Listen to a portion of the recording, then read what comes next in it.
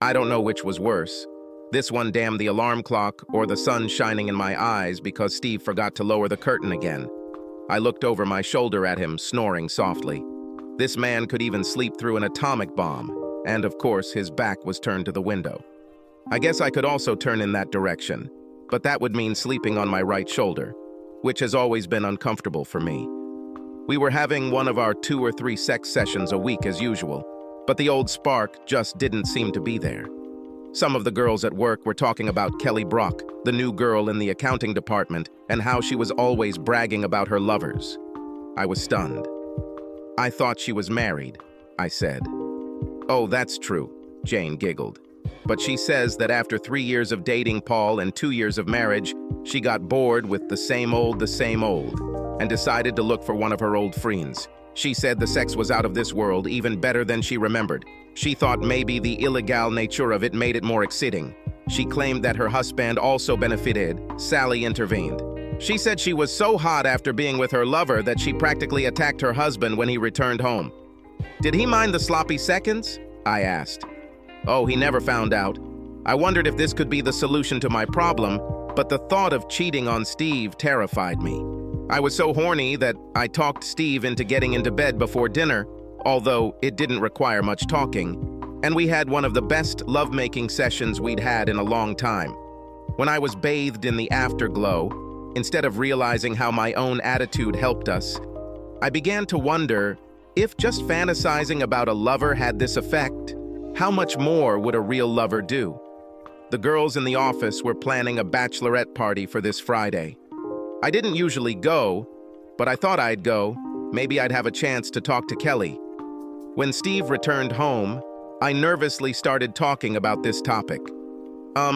Steve, the girls get together after work on Friday to get something to eat, and then maybe go have a few drinks, maybe dance a little. Sounds funny, honey. Why don't you go with them? This will do for your benefit, let your hair down, move away from usual worries. I wondered if he would be so willing if he knew what thoughts were running through my head. It's not like I'm planning on going out this Friday or anything, but it might feel like opening the door with one foot. Are you sure, dear? Would you mind if I dance with other guys? You dance with other guys all the time. Why should this bother me now? Well, when you're with me, it's completely different. Honey, I trust you. It's not like you're going to sleep with any of them, he said with a chuckle. Just remember to leave a gap for the Holy Spirit when slow dancing. Okay, Steve, if you're sure about it. I'm sure, baby. Maybe I'll get a few guys together to go to a sports bar and watch a Celtics game. We will drink beer, eat with our fingers, and burp, and no women will correct us. Friday came quickly, and while getting dressed for work, I especially thought about my underwear. Not that I expected anyone to see it, except maybe Stevie when I got home, but I wanted to feel sexy.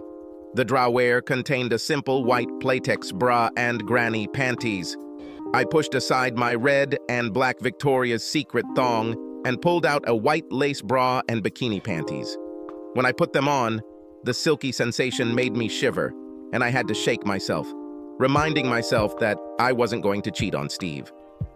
I also took care of your outfit. Obviously, it had to be business appropriate, but I also wanted to stand out that night. I chose black a leather skirt that was only an inch or so shorter than I usually wore to work, but it had a zipper that I could pull up to show off a little more leg. A sheer button-down blouse and office blazer completed the main look. I didn't expect the blazer to last long once we got there to the club. I wore low-heeled pumps to the office, but I had a pair of 4-inch strappy heels to change into in the car after work. A light spritz of my usual cologne and I was ready to rock and roll. Steve looked at me with an admiring look when I gave him a quick kiss before leaving for work. Now make sure that you behave decently, he said with a grin, not even thinking that I might not do it. When I came to the restaurant, all the girls were delighted. You won't believe who will be at the club today, Jane giggled. Who? Kelly? I asked hopefully. Better, said Sally. Jonathan Richmond. Jonathan was a relatively new addition to our office, and to be honest, I liked him quite a bit. I won't say it was some kind of Greek god or anything like that, but he definitely was nice to watch. He was several years younger than Steve and me, athletic in build, with broad shoulders and narrow hips. He wasn't overly muscular, but he seemed to be in good shape. He was the subject of several fantasies of mine, and I must admit that his image intruded on a couple of my lovemaking sessions with Steve. I was nervous as a schoolgirl when we arrived at the club, and was relieved and disappointed to find that Jonathan wasn't there. After we had our first drink, I began a quiet conversation with Kelly. I'm a little embarrassed to say this, Kelly, but I've heard rumors that you like, You don't have to beat around the bush, Susan, Kelly said with a laugh. I cheat on Paul sometimes. I was shocked by her frankness. Don't you feel guilty? What if Paul finds out? What if he decides to cheat? Firstly, if I find out that he cheated, he will be in trouble. Yes, that makes me a hypocrite, so sue me. Guilty?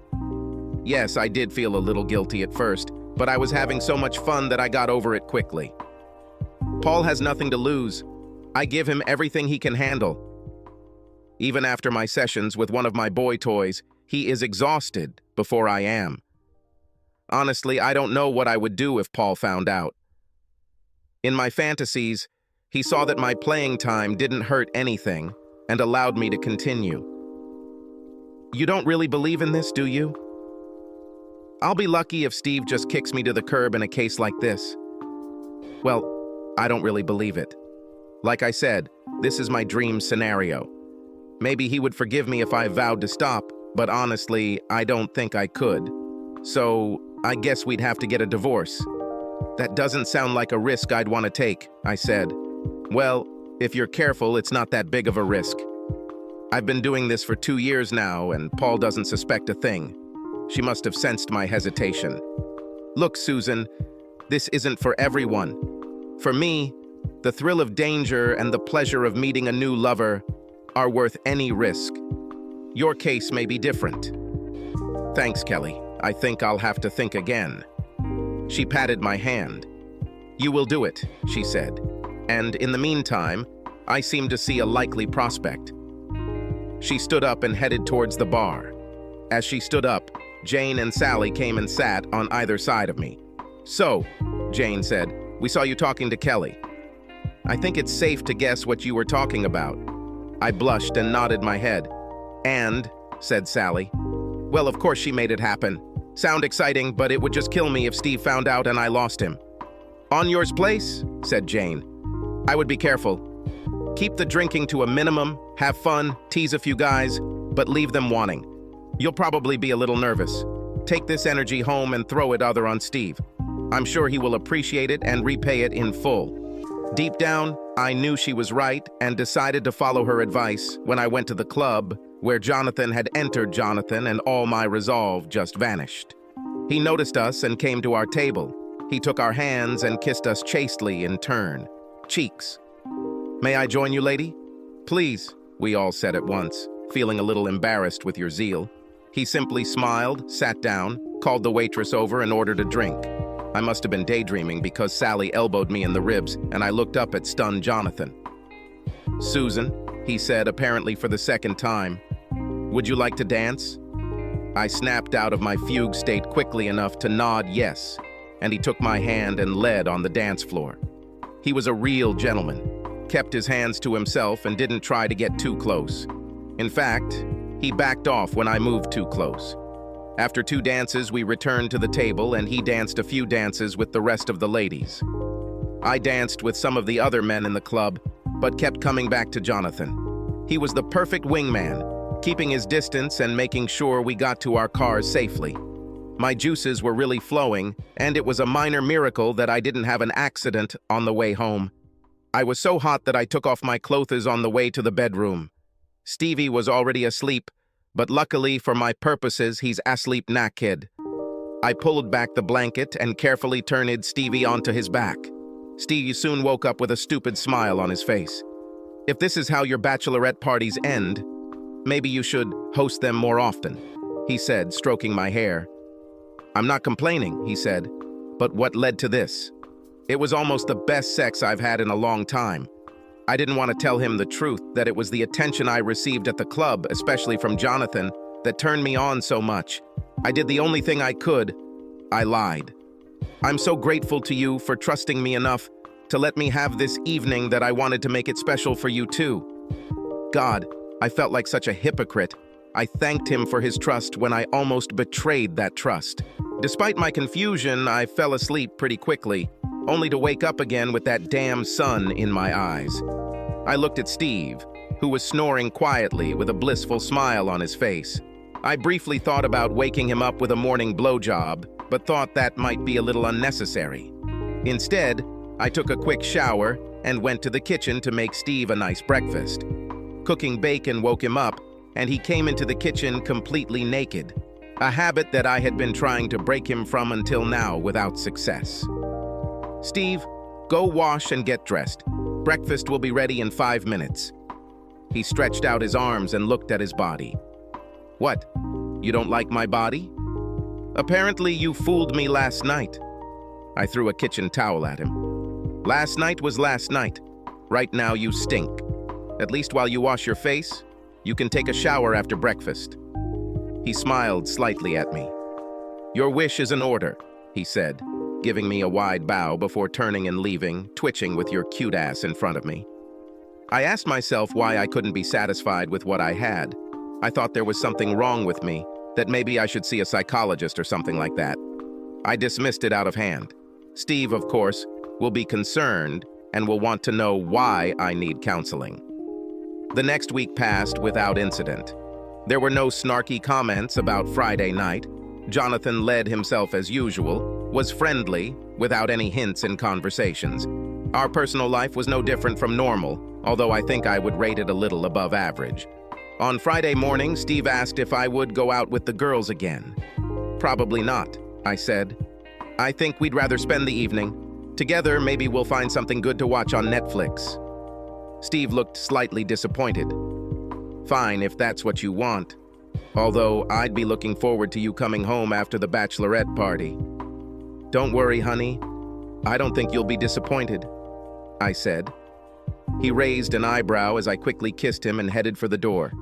The girls were disappointed that I wouldn't be joining them, but I told them I had a special evening planned with Steve. They gave me looks ranging from puzzled to understanding, and then left to go about their business. I left work a little early to prepare a special dinner, and got home just in time for dinner to be ready shortly after Steve returned. Right on schedule, I heard Steve's car pull up to the house. Peeking out from the kitchen, I saw Steve sniffing the aromas wafting from the kitchen. Something definitely smells good, he said. For what occasion? No reason. I just wanted to cook a special dinner for my special husband. Special husband? Does this mean that there is some ordinary husband? Which should I worry about? No, silly. You are my only husband. But you are special to me. So I wanted to do something special for you. You already did something special for me last Friday, he said, looking at me slyly. God, sex is all you think about? There's more to life than just sex. Steve looked around, confused. Eat? Where? I just shook my head. Come on, help me carry out the food, and then tell me about your day. We ate well, and Steve complimented me on my cooking. Since you've already cooked, I'll clean it up. No, I said. This food was my gift to you. We ended up putting away the dishes together. It was something we did before, laughing and splashing each other. Sometimes the dishes would sit while our play became more sexual. When did we lose this joy, this spontaneity? We were heading into the living room for our usual Netflix night when Steve touched my arm. Why don't we go to the bedroom? I nodded eagerly, took his hand, and followed him into our bedroom. As I reached up to unbutton my blouse, Steve put his arm around me and pressed his lips to mine. Soon, we were kissing passionately, our tongues battling as we stroked each other's backs.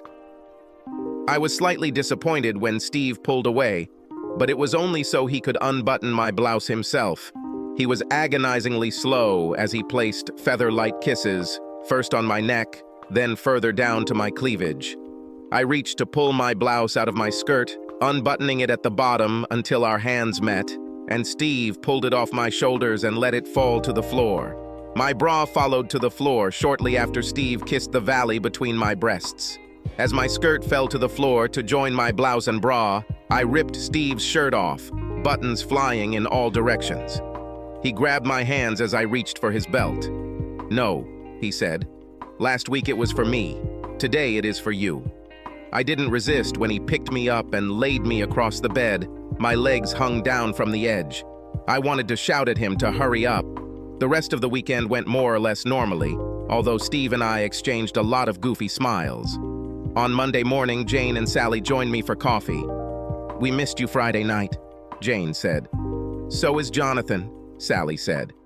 Jane nudged her. "What did you do that was more important than having fun with us?" asked Sally. "I was so grateful to Steve for letting me go last Friday that I cooked him a special dinner. Then he thanked me for dinner." "All evening," I said, giggling. They hit my hand. "Great girl," said Sally. "Will you come this Friday?" "I think yes. I do not know. Maybe. I need to consult Steve." "Are you 16 and you have to ask your dad for permission to go on a date?" asked Sally. "This is wrong. It's just common courtesy. Steve wouldn't come out without consulting me either."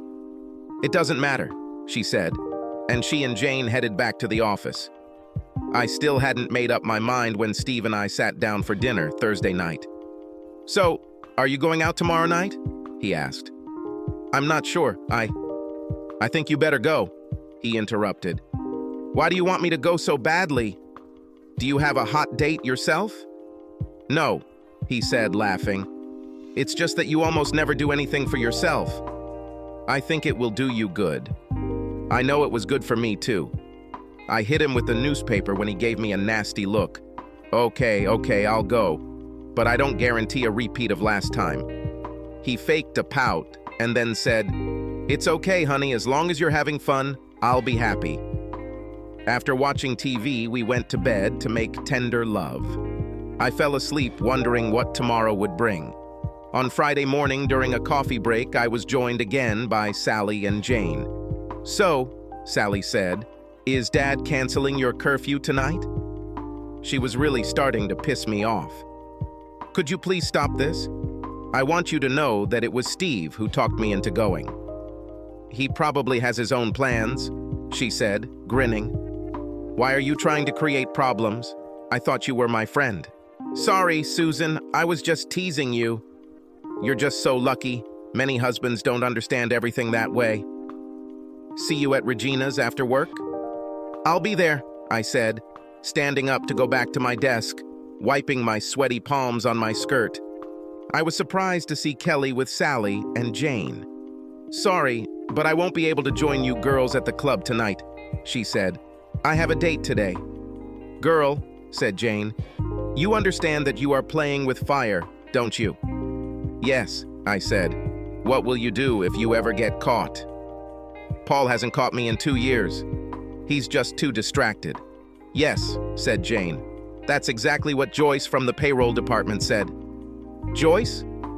I'm at a loss. "I don't think I know her." "Oh, that's right," said Sally. "She left before you joined the company. She had an affair with her boss. Her husband found out about this and beat the crap out of the guy. He had to serve 30 days in prison, and then he simply left in an unknown direction. Joyce couldn't even divorce him for a year, so she lost their house because she couldn't pay the mortgage. Her boss lost his job and his family. Joyce eventually returned to her hometown to live with her mother. I had to remind myself to close my mouth, which was open in shock. "She was just stupid," Kelly said. "First of all, you don't shit where you eat. Secondly, she had an affair. I rarely play with the same guy more than 2 or 3 times. There are too many emotional issues when you're having an affair, and you may get too comfortable and make mistakes. This will never happen to me." "Famous last words," Jane laughed. With this drama over with, we headed into the club to find that Jonathan had already reserved a table for us. As soon as he saw us, he ordered a drink, and I didn't know if I should be impressed that he remembered my drink from 2 weeks ago. I decided to put this tidbit aside while awaiting additional data. I was a little disappointed that I wasn't Jonathan's first partner, but I didn't have to wait long before I found myself on the dance floor. Jonathan was again a gentleman, although a couple of times our dance moves brought us closer together, and I felt nervous as we parted. When I returned home, we didn't have a repeat of the first time.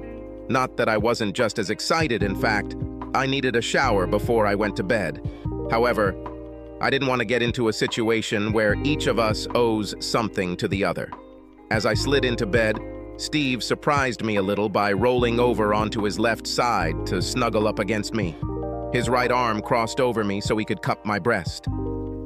I fell asleep with warm, fuzzy feelings of love. I was beginning to think that there might be something in Jane and Sally talking about this to spice up our love life. On Friday night, I had some innocent fun with the girls, and Steve and I had more sex, and dare I say better sex. Over the next few weeks, everything went as usual, without any major changes until I hit a bump in the road. We had been in the club for about an hour when Jonathan and I returned to the table. He put his hand on the small of my back, leading me through the crowd. His hand slid down, and he cupped my ass. Well, we've had a lot of casual contact, but in the past he quickly cleaned up hand and apologized profusely. This time he didn't remove his hand, he even lightly squeezed my ass. He nearly ran me over when I suddenly stopped and turned around, a stupid grin on his face until he saw the angry look on my face and my hand about to hit him. I have to admit, I wasn't sure if I was more angry at him or at myself for getting my panties wet when he squeezed my ass. "Wow," he said, stepping back and raising his hands. "Sorry, Susan. I didn't mean anything by it. I guess I just got carried away." "Well, why don't you just take yourself to another table and leave me alone?" I said angrily, turning and heading towards my table. I wasn't looking, but Jonathan apparently took my advice because he was nowhere to be seen when I sat down. "Trouble in paradise?" Kelly asked. What are you talking about? You and Jonathan were so hot and heavy that we were starting to think we might have to get a room for you." I could only look at her in disbelief. "Look, I admit I have a little crush on Jonathan, but that's all. I love Steve and would never do anything to jeopardize our marriage." "Well, that's what you say. Just keep repeating it to yourself. Maybe eventually you'll even believe it yourself." I had enough. I threw a 20 on the table, walked out and returned home. "You returned home early today? Are you feeling well?" "Physically, yes, but one of the guys went a little overboard and I just had to get out of there." "Who is this guy? Do you want me to teach him a lesson?" "I don't know why, but I didn't want Steve to know that Jonathan was working with me." "I don't know him. He was just a guy." "I don't think I'll have any problems if he shows up again. If he does this next week, I'll slap him." Steve just smiled. "I believe that is exactly what you will do. Do you want to go to bed or sit for a while in a secluded corner?" "Sorry, Steve, I'm a little tired. How about I take a shower and we just cuddle?" "Of course, dear. Everything you need. Can I get you something?" "No, thanks, I'm fine."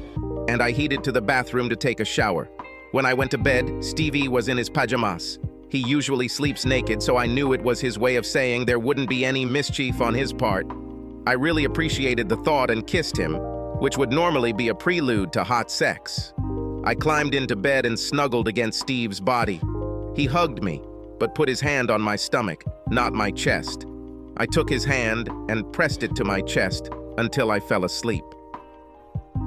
For a change, Steve got up first and prepared the blessed coffee and breakfast for me. Steve is competent in the kitchen, but I made sure he knew how much I appreciated it. On Monday morning, Jonathan was all apologetic. "Susan, I'm so sorry. I don't know what came over me." "Jonathan, just give it up. It's over," I said, and left. I think the whole office felt the chill. Jonathan didn't show up that Friday night, much to the other girls' disappointment, and I didn't get to do much slow dancing. I danced with some new guys, but soon I was limited to fast dancing. "Girlfriend, you know exactly how to ruin an evening," Kelly said. I was in a very bad mood. "Look, just because you like to act like a cheater doesn't mean we all do. Or maybe you're not just playing. If looks could kill, I would already be dead. Anyway, I was surprised she didn't throw her drink at me before leaving."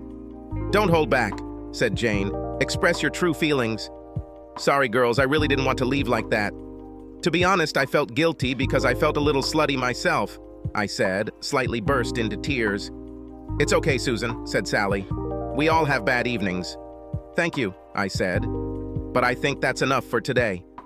Luckily, Steve was asleep, so I didn't have to explain why I came home so early. I undressed, slid into bed, and snuggled up against Steve's back. The following Friday night, I didn't feel like answering Steve's questions, so I joined the girls for dinner.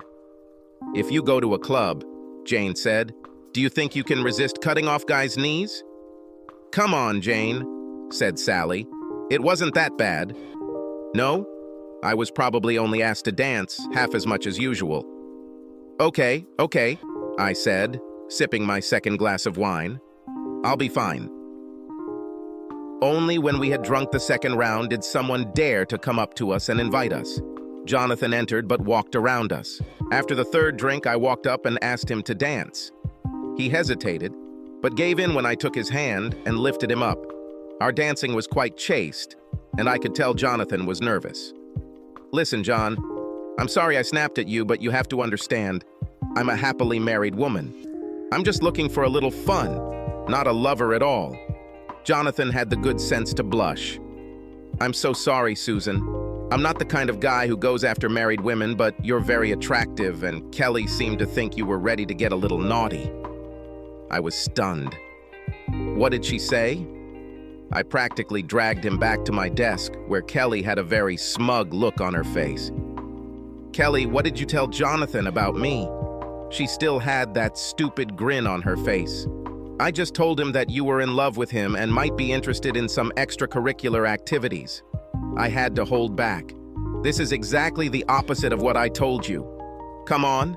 Everyone saw how excited you were. Yes, I was excited. This doesn't mean my brain was turned off. I took this turned-on feeling home and shared it with my husband. You know, the guy I vowed to leave everyone else with? You might want to try this someday. This time, she threw her drink in my face and ran away. Jane handed me a napkin, and I dried myself as best I could. "I think it's time for me to go home," I said, sniffling. "Are you okay to drive?" asked Sally. "I'm not sure," I said, thinking about the 5 glasses I'd drunk. "I'll take you home in your car," she said. "Jane can follow us to take me back." "Thanks, Sally. I think it's probably for the best." I was silent the whole way home and barely pulled myself together when we arrived at my house. "Are you okay?" asked Sally. "Do you want me to go with you?" No, I think this is something I have to do myself." "Okay, just remember, we're just a phone call away," she said, handing me the keys before getting out and getting into Jane's car. They sat for a few minutes before driving away, and I pulled myself together before heading over to Steve. I was alarmed. I wanted to be honest, but I also wanted to save my marriage. Can I tell the truth? Or maybe not the whole truth? I still hadn't decided when I walked in. I'll see how Steve reacts before I spill the beans. Steve looked up as I entered. "You're back early, honey. Everything's fine." He hesitated when he saw the expression on my face. "Steve, I need to talk to you about something." Steve had a pained expression on his face as he stood up from his chair, motioning for me to join him on the couch. He sat on one end, but I sat in the middle, taking his hands in mine. "Steve, I haven't been completely honest with you lately." He visibly tensed and tried to free his hands, but I held him tightly. "Not entirely fair," he remarked sarcastically. "And what does it mean? Did you cheat on me? Maybe I shouldn't have done it, but I was shocked by it." "No, I didn't cheat. Not really." This made him pull his hands away and jump up from his seat. "How the hell did you not really cheat? What?" No. We didn't have sex, but some of my actions wouldn't pass the husband test." "What is a test for a husband?" "I did things I wouldn't do in your presence." "What did you do that you don't think you would have done in front of me?" "Nothing that bad." Steve's face turned red. "Let me decide how bad it was, okay?" I nodded, my eyes filling with tears. "I never even kissed him," I said. "Wait a minute. He? Who is he?" I was afraid to tell him about my relationship with Jonathan. "It doesn't really matter. It could have been anyone." "I'll leave it alone for now," Steve said, "but I reserve the right to come back to it." "Maybe I should start from the beginning," I said. Steve just looked at me, crossing his arms over his chest. "There is one woman at work. She's, well, a little wild." "Are you saying she's a slut?" "I think you can say that. She told us about how much fun she had and how it really spiced up her sex life with her husband. Stop, stop, stop. She is married? Please continue. Well, I thought things were getting a little awkward in the bedroom. This is certainly news to me. I thought you could fill me in on this. Now my tears flowed freely. I know, and I pray to God that it will be so. I guess I just thought it was normal after being married for a while and thought maybe I could find a spark that would help us. That's why I started going to bachelorette parties. I think you remember that it was quite hot that first night. Oh, so that blowjob wasn't really a thank you, but rather because this other guy turned you on? I had to nod affirmatively. So, why didn't you go next week? Guilt? I could only nod again. So why are you telling me all this? I have to admit, I liked how hot it became our sex since you started spending your evenings there. I took a deep breath. Everything was pretty normal for a while. There was some casual contact, nothing that couldn't be explained by a crowded dance floor, but then there was the time he squeezed my ass. I'm guessing it was an evening when someone got a little drunk? Yes, I said, looking at the floor. When was it? Why are we only having this conversation now? I guess I was unconsciously giving signals that I could be open to more. At first I was angry that someone thought I might be cheating on you, then I felt ashamed that it could be true. Steve, I don't want to be that kind of woman. I love you. And the thought of risking losing what we have scares the living daylights out of me. If you can find it in your heart to forgive me for what I did, for what I was close to, I want to work with you to make our marriage stronger than ever. I don't want more girls' nights. I want more of our nights. Steve sank heavily onto the sofa, clasping his head in his hands. You've put such a burden on me, Susan. I don't know whether to thank you for never letting things go too far, or to be angry that they even happened, and that you never came to me with your problems. Right now, I'm leaning towards accepting the story and appreciating your honesty in opening up to me before I hear anything from anyone else. But I think I'll sleep in the guest room for now. My tears stopped, but I was still sniffling. I understand, Steve. I'll leave you alone. Oh, one more thing, Steve said. Maybe we should get a consultant for us. Yes, Steve, that sounds like a good idea. I'll start searching tomorrow. Steve simply nodded, stood up, and slowly walked towards our guest room. I breathed a sigh of relief when I saw the bullet I had hoped I had dodged, and then walked into our bedroom. Despite my fatigue, I tossed and turned for a while before falling asleep. We did meet with the consultant, both together and separately. It helped that Steve believed I wasn't actually cheating, but when it turned out Jonathan and Kelly were working with me, he insisted I change jobs. At first, I was a little reluctant. I loved my job and the people I worked with, but I couldn't deny his logic. And even the consultant agreed with him. Another positive that came out of this situation is that we learned to really talk to each other. We also learned that our sex life doesn't have to freeze, and that we don't need anyone but ourselves to give it the spark. It's been 2 years since we stopped seeing a counselor, although we have the phone number on speed dial just in case. Subscribe to our channel so that your second chaff doesn't cheat on you, and go ahead and listen to the next story, because this story is nothing compared to the next one. If you're under 18, don't even think about listening to the next one.